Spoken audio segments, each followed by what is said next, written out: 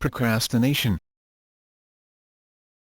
Procrastination is the practice of carrying out less urgent tasks in preference to more urgent ones, or doing more pleasurable things in place of less pleasurable ones, and thus putting off impending tasks to a later time, sometimes to the last minute before the deadline. The pleasure principle may be responsible for procrastination. One may prefer to avoid negative emotions, and to delay stressful tasks. The belief that one works best under pressure provides an additional incentive to the postponement of tasks. Some psychologists cite such behavior as a mechanism for coping with the anxiety associated with starting or completing any task or decision. Steele indicated in 2010 that anxiety is just as likely to get people to start working early as late, and the focus should be impulsiveness. That is, anxiety will cause people to delay only if they are impulsive. Schroer, Watkins, and Olafson in 2007 proposed 3 criteria for a behavior to be classified as academic procrastination: it must be counterproductive, needless, and delaying. Steele reviewed all previous attempts to define procrastination and in 2007 indicated it is to voluntarily delay an intended course of action despite expecting to be worse off for the delay. Sabini and Silver argued that postponement and irrationality are the 2 key features of procrastination. Putting a task off is not procrastination, they argue, if there are rational reasons for doing so. Procrastination may result in stress, a sense of guilt and crisis, severe loss of personal productivity, as well as social disapproval for not meeting responsibilities or commitments. These feelings combined may promote further procrastination. While it is regarded as normal for people to procrastinate to some degree, it becomes a problem when it impedes normal functioning. Chronic procrastination may be a sign of an underlying psychological disorder. Such procrastinators may have difficulty seeking support due to social stigma and the belief that task aversion is caused by laziness, low willpower or low ambition. On the other hand, many regard procrastination as a useful way of identifying what is important to us personally, as it is rare to procrastinate when one truly values the task at hand. Overview. Prevalence. In a 1984 study of academic procrastination, 46% of subjects reported that they always, or nearly always procrastinate on writing a paper, whilst approximately 30% procrastinate on studying for exams or on reading for weekly assignments. For a range of tasks, a quarter of subjects reliably reported that procrastination was a problem for them. Approximately 60%, however, indicated that they would like to reduce their procrastination. Psychological. Psychologists continue to debate the causes of procrastination. The strongest connection to procrastination as of 2010 has been impulsiveness. Clinical work has suggested a connection with anxiety, low sense of self-worth, and a self-defeating mentality. Meta-analytical correlational work suggested that anxiety and perfectionism have no, or at best an extremely weak, connection with procrastination. Instead, procrastination is strongly connected with lack of self-confidence, for example, low self-efficacy, or learned helplessness, or disliking the task, for example, boredom and apathy. These characteristics are often used as measures of the personality trait conscientiousness, whereas anxiety and irrational beliefs, such as perfectionism, are aspects of the personality trait neuroticism. Based on integrating several core theories of motivation as well as meta-analytic research on procrastination is the temporal motivation theory. It summarizes key predictors of procrastination, that is, expectancy, value and impulsiveness, into a mathematical equation. In 2006 it was suggested that neuroticism has no direct links to procrastination and that any relationship is fully mediated by conscientiousness. In 1982 it had been suggested that irrationality was an inherent feature of procrastination. Putting things off even until the last moment isn't procrastination if there is reason to believe that they will take only that moment. Steele et al. Explained in 2001, actions must be postponed and this postponement must represent poor, inadequate, or inefficient planning. Physiological. Most research on the physiological roots of procrastination has been concerned with the role of the frontal cortex. Consistent with the notion that procrastination is strongly related to impulsiveness, this area of the brain is responsible for executive brain functions such as planning, impulse control, and attention, and acts as a filter by decreasing distracting stimuli from other brain regions. Damage or low activation in this area can reduce an individual's ability to filter out distracting stimuli, ultimately resulting in poorer organization, a loss of attention and increased procrastination. This is similar to the frontal lobe's role in attention deficit hyperactivity disorder, where underactivation is common. Genetics. In a 2014 U.S. study surveying procrastination and impulsivity in fraternal twin and identical twin pairs, both traits were found to be moderately heritable. The two traits were not separable at the genetic level, R genetic equals 1.0, meaning no unique genetic influences of either trait alone was found. The authors confirmed three constructs developed from the evolutionary hypothesis that procrastination arose as a byproduct of impulsivity. A. Procrastination is heritable, B. The two traits share considerable genetic variation, and C. Goal management ability is an important component of this shared variation. Less than ref name equals Gustav/greater than. Health. For some people, procrastination can be persistent and tremendously disruptive to everyday life. For these individuals, procrastination may be symptomatic of a psychological disorder. Procrastination has been linked to a number of negative associations, such as depression, irrational behavior, low self-esteem, anxiety, poor study habits, and neurological disorders such as ADHD. Others have found relationships with guilt and stress.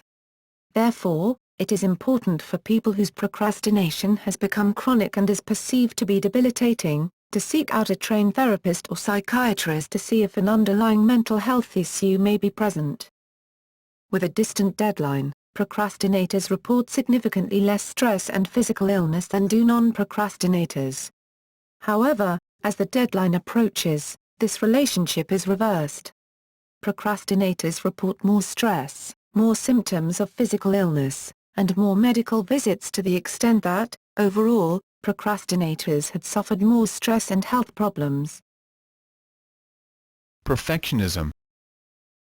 Traditionally, procrastination has been associated with perfectionism, a tendency to negatively evaluate outcomes and one's own performance, intense fear and avoidance of evaluation of one's abilities by others, heightened social self-consciousness and anxiety, recurrent low mood, and workaholism. However, adaptive perfectionists when perfectionism is egocentric were less likely to procrastinate than non-perfectionists, while maladaptive perfectionists, who saw their perfectionism as a problem. That is, when perfectionism is ego-dystonic had high levels of procrastination and anxiety.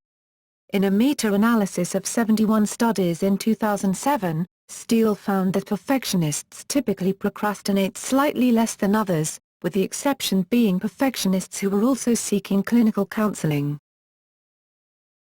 Correlates. As noted above, procrastination is consistently found to be strongly correlated with conscientiousness, and moderately so with neuroticism. Though the reasons for the relationship are not clear, there also exists a relationship between procrastination and eveningness. That is to say that those who procrastinate more are more likely to go to sleep later and wake later. It is known that conscientiousness increases across the lifespan, as does morningness. Procrastination too decreases with age. However, even controlling for age, there still exists a relationship between procrastination and eveningness, which is yet to be explained. Testing the hypothesis that procrastinators have less of a focus on the future due to a greater focus on more immediate concerns, college undergraduates completed several self-report questionnaires, which did indeed find that procrastinators focus less on the future. Researchers had also expected to find that procrastination would be associated with a hedonistic and devil-may-care perspective on the present. Against their expectations, they found that procrastination was better predicted by a fatalistic and hopeless attitude towards life. This finding fits well with previous research relating procrastination and depression. Examples: academic procrastination. A 1992 study showed that 52% of surveyed students indicated having a moderate to high need for help concerning procrastination. It is estimated that 80%-95% of college students engage in procrastination, approximately 75% considering themselves procrastinators. One source of procrastination is the planning fallacy, where we underestimate the time required to analyze research. Many students devote weeks to gathering research for a term paper, but are unable to finish writing it because they have left insufficient time for subsequent stages of the assignment. Similarly, students know better than anyone whether or not an assignment or task is feasible. Many students believe in the common method of cramming when studying for an exam or writing up a research paper in one sitting rather than spacing everything out. Despite the stress, lack of sleep, and inefficiency involved, students become trapped into a perpetual mode of procrastination. Student syndrome refers to the phenomenon where a student will only begin to fully apply themselves to a task immediately before a deadline. This negates the usefulness of any buffers built into individual task duration estimates. 2002 study results indicate that many students are aware of procrastination and accordingly set costly binding deadlines long before the date for which the task is due. Furthermore, these self-imposed binding deadlines are correlated with a better performance than without binding deadlines, though performance is best for evenly spaced external binding deadlines. Finally, students have difficulties optimally setting self-imposed deadlines, with results suggesting a lack of spacing before the date at which tasks are due. In one experiment, participation in online exercises was found to be 5 times higher in the final week before a deadline than in the sum total of the first 3 weeks for which the exercises were available. Procrastinators end up being the ones doing most of the work in the final week before a deadline. Other reasons cited on why students procrastinate include fear of failure and success, perfectionist expectations, and legitimate activities that may take precedence over schoolwork, like a job. Procrastination has been associated with the later submission of academic papers, as would have been expected almost by definition. Additionally, procrastinators have been found to receive worse grades than do non-procrastinators. Tice al. 1997, report that more than 1/3 of variation in final exam score could be attributed to procrastination. The negative association between procrastination and academic performance is recurring and consistent. Howell al. 2006, found that, though scores on 2 widely used procrastination scales were not significantly associated with the grade received for an assignment, self-report measures of procrastination on the assessment itself were negatively associated with grade. Different findings emerge when observed and self-report procrastination are contrasted. Steele et al. Constructed their own scales based on Silver and Sabini's irrational and postponement criteria. They also sought to measure this behavior objectively. During a course, students could complete exam practice computer exercises at their own pace, and, during supervised class time, could also complete chapter quizzes. A weighted average of the times at which each quiz was finished formed the measure of observed procrastination, whilst observed irrationality was quantified with the number of practice exercises that were left uncompleted. Researchers found that there was only a moderate correlation between observed and self-report procrastination, R equals 0.35. There was a very strong inverse relationship between the number of exercises completed, and the measure of postponement, R equals -0.78. Observed procrastination was very strongly negatively correlated with course grade, R equals -0.87, as was self-report procrastination, though less so, R equals -0.36. As such, self-report measures of procrastination, on which the majority of the literature is based, may not be the most appropriate measure to use in all cases.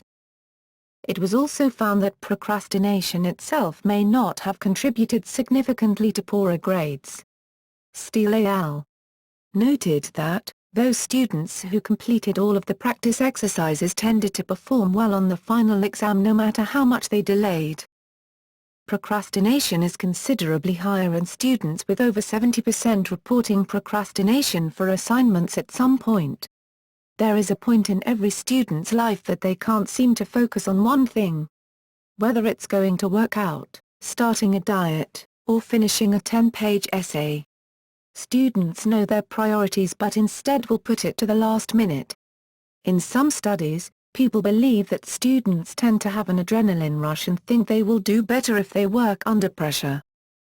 A recent panel study from Germany among several thousand university students found that increasing academic procrastination increases the frequency of 7 different forms of academic misconduct, that is, using fraudulent excuses, plagiarism, copying from someone else in exams, using forbidden means in exams, carrying forbidden means into exams, copying parts of homework from others, and fabrication or falsification of data, and the variety of academic misconduct.